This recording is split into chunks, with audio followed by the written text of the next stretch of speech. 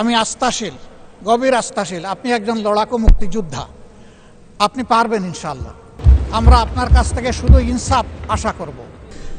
এই দেশের সংসদ এবং সংসদীয় রাজনীতি সত্যিকার অর্থে খুব কম সময়ে কার্যকর ছিল।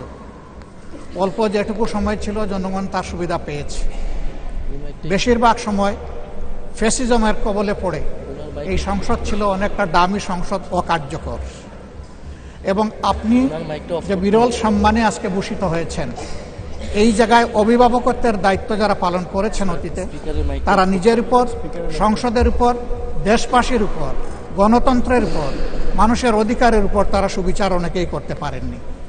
আমরা আশা করব আপনার এই অভিভাবকত্বের জায়গা থেকে, আপনি যদিও একটা দল থেকে নির্বাচিত হয়ে সংসদে এসেছেন, কিন্তু ইতিমধ্যেই আপনি ঘোষণা দিয়েছেন যে আপনি জাতীয়তাবাদী দলের স্থায়ী কমিটির সদস্য পদ থেকে পদত্যাগ করেছেন। এখন আপনি সকলের, আমরা মনে করি আপনার কাছে সরকারি দল এবং বিরোধী দল আলাদা কিছু হবে না। আপনার কাছে আমরা সুবিচার পাব, জাতির কল্যাণে যে কথাগুলো বলতে চাইব সেই কথাগুলো বলার সুযোগ আপনার কাছ থেকে পাব। আপনার নেতৃত্বে এটি একটি গতিশীল সংসদ হবে, এটা আমরা আশা করতে চাই।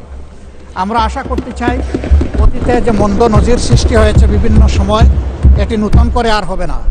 আজকের এই সংসদে অনেক তরুণ সদস্য এখানে আজকে এসেছেন। আমিও বয়সে একটু বেশি হলেও আমিও তরুণ, আমার জীবনে এটা প্রথমে এই সংসদে ঢোকা, সুতরাং আমিও তরুণদের একজন। সেই তরুণরা যারা এখানে প্রাজ্ঞ আছেন, অতীতে যারা এই মহান সংসদের সদস্য বারবার নির্বাচিত হয়েছেন, তাদের কাছ থেকে আমরা ভালো কিছু শিখব। আমরা অতীতের সংসদগুলোতে দেখেছি এখানে দেশের মানুষের কল্যাণ বিবেচনায় আলোচনা না হয়ে মানুষের চরিত্র হননের জন্য এখানে বিপুল সময় ব্যয় করা হয়েছে। আমি আপনাকে বিনীতভাবে অনুরোধ করব, এই সংসদ যেন কারো চরিত্র হননের কেন্দ্রে পরিণত না হয়। আপনার কাছ থেকে কেউ সামান্যতম সুযোগও যেন এই ব্যাপারে না পায়। আমরা চাই এই সংসদ শুধুমাত্র জনকল্যাণে প্রতিষ্ঠিত হবে এবং পরিচালিত হবে।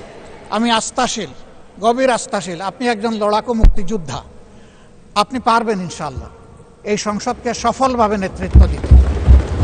আমরা আপনার সঙ্গত প্রত্যেকটি বিষয়ে কথা দিচ্ছি, আমরা আপনাকে সমর্থন দিব, সহযোগিতা দিব, আপনার জন্য দোয়া করব। আমরা আপনার কাছ থেকে শুধু ইনসাফ আশা করব।